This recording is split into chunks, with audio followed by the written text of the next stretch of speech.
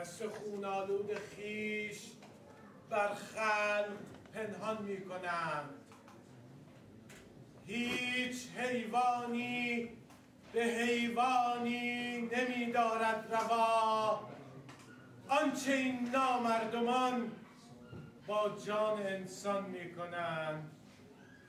آنچه این نامردمان با جان انسان می‌کنند. وای وای، نمیدونی چی بهم گذشته کیا.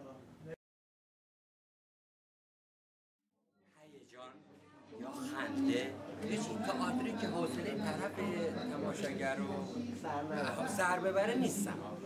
دوست دارم تئاتر یا با خنده و شادی یا هیجاندار باشه که تماشاچی چشاش اگه دوتاش بشه 4 تا تماشا کنه، نه که چرت خوشش بیاد از تئاتر. از تئاتر خوش ببره، خوشش بیاد، لذت ببره.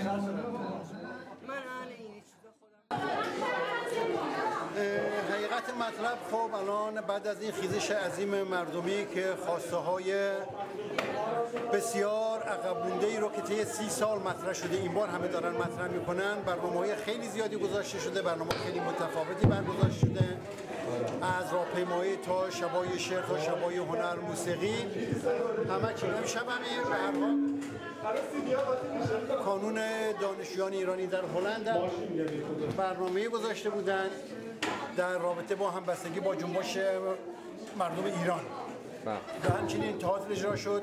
هنرمندان مختلفی متنای خودشون رو خوندن. الان هم می‌بینید حتی بعد از اینکه برنامه تموم شده دوستانی دارن اپرا اجرا میکنن، اپرای آذری. و من فکر کنم اینا از ویژگی‌های این خیزش جدید صحبت‌های تازه‌ای با خودش داره. ضمن که من معتقدم این خیزش ریشه در تاریخ 100 سالی ما داره برای آزادی‌خواهی. هر بار که پرچم زمین افتاده نسل دیگه پا شده این پرچم رو برافراشته و تمام خواسته هایی رو که برای دموکراسی، سوسیالیسم و آزادی‌خواهی ما مبارزات عادلانه مردم ها واقعا بیشتر از 100 ساله و به همین خاطر این جنبشی که پا شده به نظر من ریشه در تمام مسائل داره. این جنبش امروز بر دوش نسل‌های قبل ایستاده و به همین خاطر یک سر گردن از نسل‌های قبل بلندتره. از تمام اون تجاربی که بوده به نظرم داره استفاده میکنه، حرفای خودشو داره میزنه، خواستای خودشو مطرح میکنه. اما متاسفانه از یک رهبری منسجم، از یک سازماندهی منسجم هنوز برخوردار نیست. کسانی که امروز مدعی رهبری و هدایت این جنبش رو میخوان به عهده بگیرن متاسفانه در این 30 سال سرکوب نقش داشتن در مسئولیت‌های اساسی و کلیدی مثلا ریاست جمهوری، مثل دوره‌های مختلفی به رئیس پارلمان، مجلس، رئیس سازمان اطلاعات و امنیت به یک معنی ساواما. و برای من خورده که نه خیلی جای تردید داره که بخوام بپذیرم اینا امروز آزادی‌خواه شدن. ضمن اینه که یک کسی مثل آقای موسوی که خودشو خودخوانده این جنبش میدونه هنوزم کوچکترین تغییر رو در قانون اساسی که یعنی سنگسار، یعنی قطع اعضای بدن، یعنی چشم در آوردن چشم از حدقه، اینا رو ایشون قبول داره و من فکر میکنم این نسل جدید اینا رو قبول نداره. منتها خب زمان میخواد تا در یک پروسه این جنبش به این تکامل و به این پختگی برسه که با این خواسته های ارتجاعی مرزبندی بکنه و خواسته هایی رو که امروز شایسته قرن 21 شایسته انسان امروزیه، یعنی لغو مجازات مرگ، لغو شکنجه، لغو سرکوب، تفتیش عقاید، آزادی پوشش، برابری زن و مرد، اینا خواسته های امروز به نظر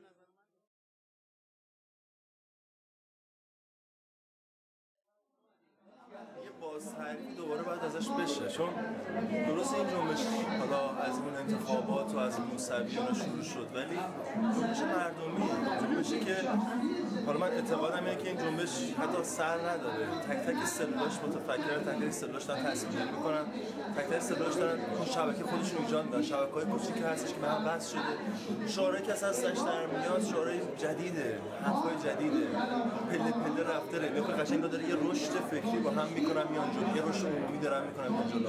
از رأی مرا پسگیری شروع شد، رسیدن به ملیتتون میخوام شروع می‌رسید، بعد اومدم الان حکومت ایرانی و چیزا دارن، یعنی به نظر من یه چیزی بیشتر در حال رشده، برای همین زمان داره میبره، به همین میبینیم مثلا یه مثل بقا مثلا دقیقاً طبیعت رشد میکنه، اگر ساختارش تغییر میکنه اینجوری داره جلو میره. به نظرم به جا خوب میرسه. امیدوارم البته به دیکتاتوری سبز هم نرسه، ولی خب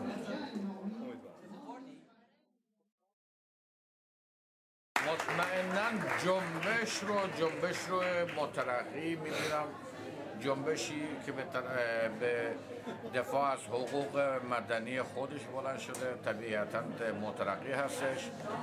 رنگ برای من مهم نیست که چون سبز یا سفید یا سرخ، مهم اون خواسته هایی رو که این جنبش مطرح میکنه و اگر از رأی پس دادن رأی من شروع شد به سرنگونی ولایت فقیه ادامه پیدا کرده و همینطور میتونه به سرنگونی کل نظام جمهوری اسلامی مبدل بشه.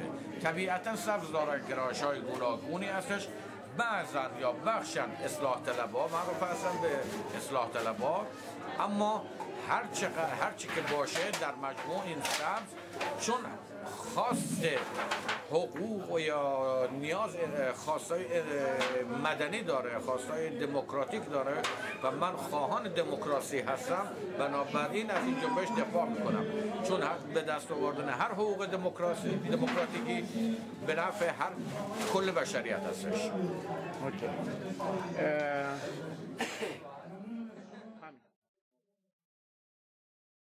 100% هست، چون اگر روبروش نبود شما نه هیجایتی رو میدیدی نه همین اتفاقات بعد چیزی مگه تقلب تا حالا نشده، مگه تا حالا هزار تا بلا سر مردم نیاوردن. پس این رشد کرده که به اینجا رسیده که مردم حتی به رأیشون ارزش قائلن. حالا من اینم که رأی ندادم، من رأی اون که اون کسی که رأی داده ارزش قائلن. پس رو به رشد هست، ولی اینکه روند حرکت مسیر به کجا برسه امیدوارم مثلا 30 سال پیش نشه که تمام گروه هم جمع بشن بعد آخر هدف رو ندارن چیه، ندارن چه چیزی باید جایگزینش کنن. ما میدونیم اینو نمیخوایم، آیا میدونیم چی رو میخوایم، اونو ما باید کار کنیم. به نظر حالا امیدوارم. چقدر طول میکشه؟ خیلی سال سردی هیچ کسی نمیتونه بگه چقدر طول میکشه، ولی من فکر کنم حدودی حداقل 1 سال 6 ماه تا 1 سال 6 یه بار دیگه بگو 6 ماه تا 1 سال دیگه طول میکشه.